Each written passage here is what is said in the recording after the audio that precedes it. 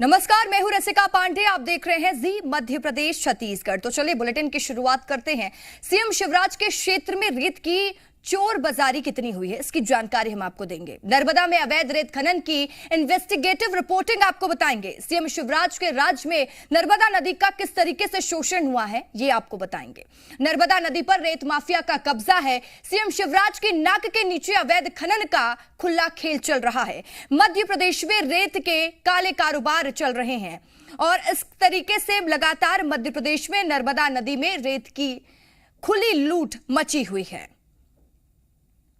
तो मध्य प्रदेश में मुख्यमंत्री शिवराज सिंह चौहान पूरे राज्य में घूम घूम कर नर्मदा नदी को अपनी मां बताते हैं। नर्मदा नदी सेवा यात्रा के नाम पर नर्मदा को बचाने के लिए बड़े बड़े दावे करते हैं। नर्मदा के किनारे पौधरोपण करके अपनी इमेज चमकाने की कोशिश करते हैं और अक्सर अपने गृह जिले सीहोर जाकर नर्मदा की पूजा अर्चना करते हैं। लेकिन नर्मदा नदी के प्रति मुख्यमंत्री शिवराज सिंह चौहान ये श्रद्धा कितनी खोखली है और दिखावटी है, अब हम इसी का खुलासा करेंगे और इसका सबूत आप इस वक्त अपनी टीवी स्क्रीन पर देखने वाले हैं। तो देखिए, नर्मदा नदी के सीने पर चढ़कर अवैध रेत माफिया कैसे कानून और नियमों की धज्जियां उड़ा रहे हैं, ये तस्वीरों में साफ साफ देख सकते हैं आप। ये तस्वीर है मुख्यमंत्री शिवराज सिंह चौहान के बुधनी विधानसभा क्षेत्र और उनके अपने ही गांव जैत के आसपास नर्मदा नदी में धड़ल्ले से चल रहे अवैध खनन की।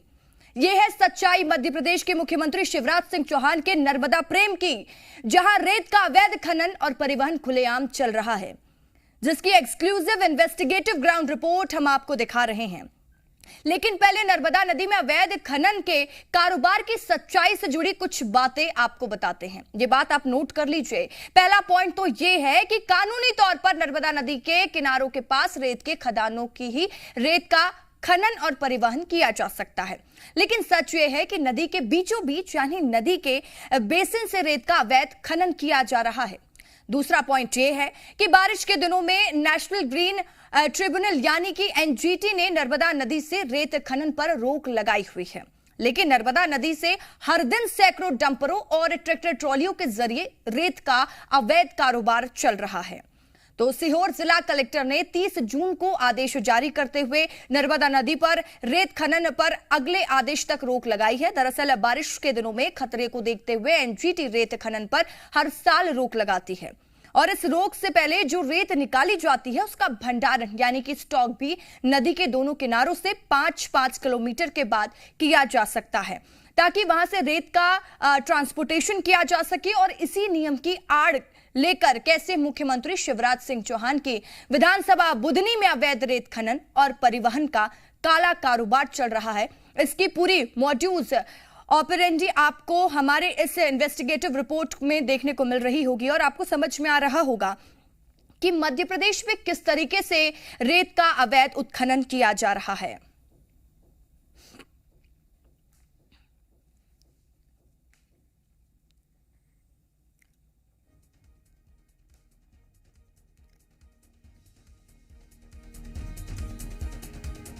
सेवा यात्रा में बाकी चीजें तो हम कर रहे हैं, उसके विस्तार में नहीं जाऊंगा।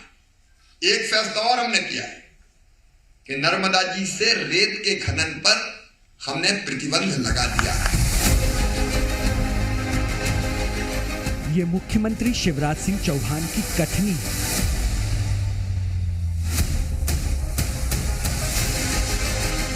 और ये शिवराज सरकार की करनी है। सैकड़ों ट्रैक्टर ट्रॉलियां, जेसीबी मशीनें,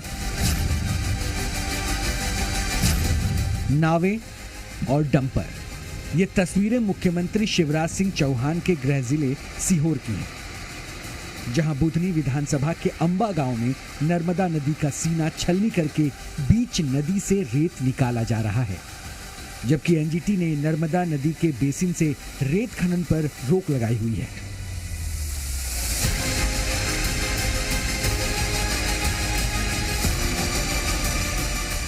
आप देख सकते हैं कि मैं जहाँ पर खड़ा हूँ, ये आंबा खदान से ये ट्रक में रेत जो है लाई गई है, जिसको जो इसकी रॉयल्टी है वो यहाँ से देवास जिले के बताई गई, लेकिन अभी अभी जो ड्राइवर ने बताया है कि वो रॉयल्टी आंबा गांव से लाए हैं। और इस वक्त आप देख सकते हैं कि जो ट्रक क्रमांक है MP09HH7371 इंदौर का ये ट्रक है, और इन्होंने बताया कि ये आंबा से लेकर आ रहे हैं और जो रॉयल्टी है वो खातेगांव की है, जबकि इस वक्त मैं सीहोर जिले में खड़ा हूँ।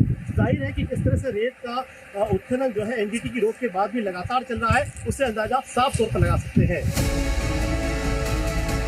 कानून के मुताबिक नर्मदा नदी के बेसिन में रेत की एक बोरी भरना तक गैर कानूनी है। रेत खनन का पट्टा भी नर्मदा नदी के किनारों पर दिया जाता है, न कि नर्मदा नदी के बेसिन में।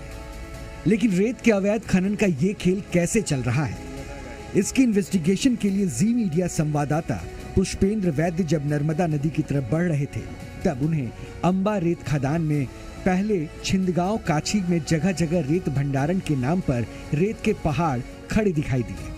ये गांव नर्मदा नदी से 2 किलोमीटर के दायरे के भीतर है, जबकि नियमानुसार एनजीटी की रोक के बाद नर्मदा नदी के तटों से 5 किलोमीटर के भीतर रेत का भंडारण भी नहीं किया जा सकता। रेत खनन का ठेका लेने वाली पावर मेक कंपनी ने नीलकंठ के पास चिंच गांव में एक अवैध बैरियर यानी कि नाका बनाया हुआ है। इस नाके पर रेत से भरे डंपरों की लाइन लगी है। जी मीडिया संवाददाता पुष्पेंद्र वैद्य ने यहां से गुजरने वाले डंपर चालकों से बात की तो दूध का दूध और पानी का पानी हो गया।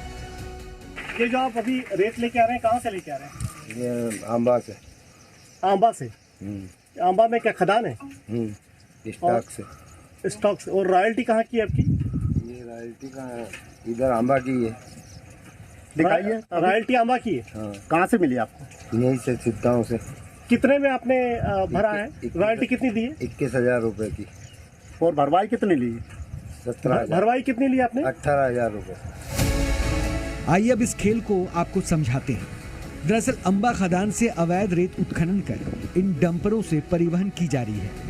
कंपनी के इस अवैध नाके से गुजरने वाले इन डंपरों की रॉयल्टी यानी कि परिवहन की अनुमति उस जगह से काटी जाती है जहां कानूनी तौर पर रेत का भंडारण स्थल बताया गया हो। डंपर चालकों ने जी न्यूज को बताया कि इन डंपरों की रॉयल्टी इस जगह से करीब 70-80 किलोमीटर आगे देवास जिले के खातेगांव स्थित रेत के भंडारण स्थल की काटी गई है, जबकि डंपर में रेत अंबा खदान से भरी है और इसी तरह बेरोक-टोक हजारों डंपरों के जरिए अवैध खनन से मिली रेत का ट्रांसपोर्टेशन होता है। ये अभी आप जो रेत लेके आ रहे हैं, कहाँ से लेकर आ रहे हैं? ये अंबा का गाँव। तो यहाँ तो खदान है ना? खदान है तो स्टाक था ना, स्टाक कर लेके आ रहा हूँ। अच्छा, और रॉयल्टी कहाँ की है आपकी? कहाँ से बनी रॉयल्टी आपकी? रॉयल्टी चीज बनी है क्या? चीचना कैसे? हाँ, चीचना कैसे? रॉयल्टी दिखा सकते हैं आप? कितना माल है अभी आपकी गाड़ी में? आपकी गाड़ी में कितना माल है? हमारे गाड़ी में 20 घन मीटर की रॉयल्टी है हमारी। 20 घन मीटर की। और कितना आपने पैसा कितना दिया रॉयल्टी का? 26,000 दिया। और रॉयल्टी कितनी बनती है आपकी? 20 घन मीटर। 20 घन मीटर का 26,000 रुपए दिया आपने। हाँ।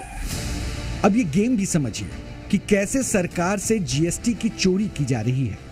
नियम के मुताबिक रेत की दर 250 रुपए प्रति घन मीटर है, यानी 20 घन मीटर रेत ले जा रहे डंपरों से अधिकतम 5,000 रुपए तक की रॉयल्टी ली जानी चाहिए।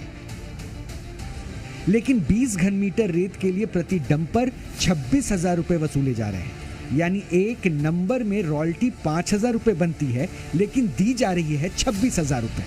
ये काला खेल हर दिन बदस्तूर जारी है। बात यह है कि खुद मुख्यमंत्री करा रहे हैं तो क्या करेंगे? मुख्यमंत्री के पूरा प्रशासन इसी काम में लगा हुआ है, हिस्सा बांट रहा है, वसूली हो रही है, कमीशन बने हुए हैं। मुख्यमंत्री के क्षेत्र में अवैध रेत खनन तो धड़ल्ले से चल रहा है।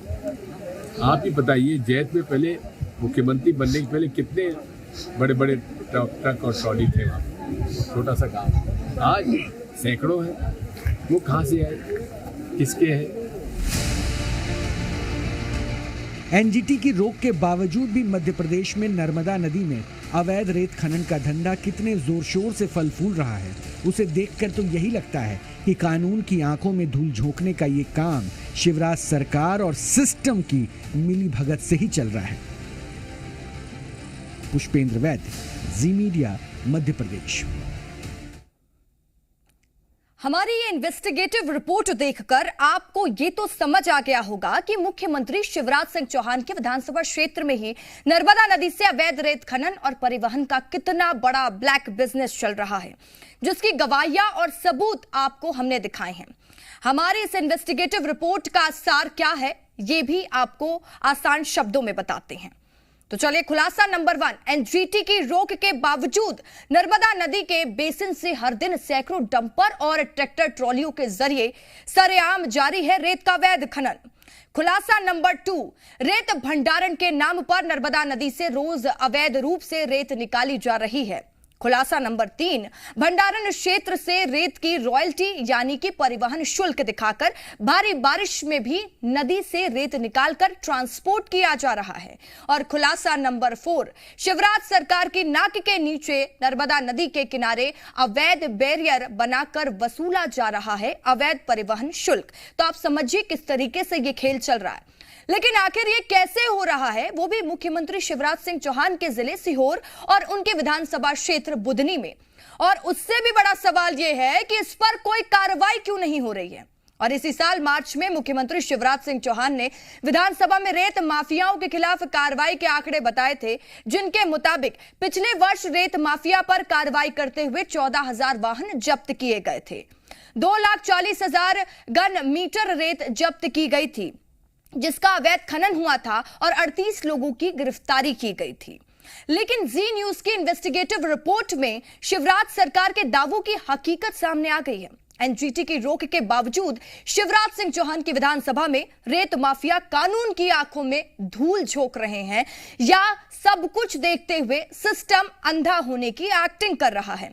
क्योंकि ऐसा तो हो नहीं सकता कि जो सबको दिख रहा है वो मुख्यमंत्री शिवराज सिंह चौहान और उनके अधिकारियों को नहीं दिख रहा हो। क्योंकि जिस पावर मेक कंपनी को रेत की खदानें आवंटित की गई है, वो कंपनी रोक के बावजूद अवैध रेत खनन और परिवहन का काला कारोबार खुलेआम और बेखौफ कर रही है।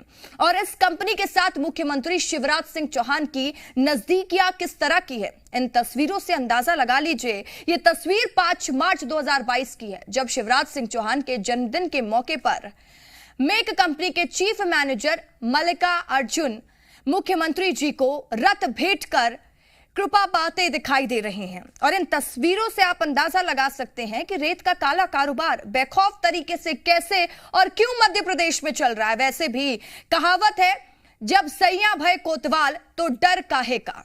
तो तस्वीरें भी ऐसा ही कुछ बयां कर रही हैं।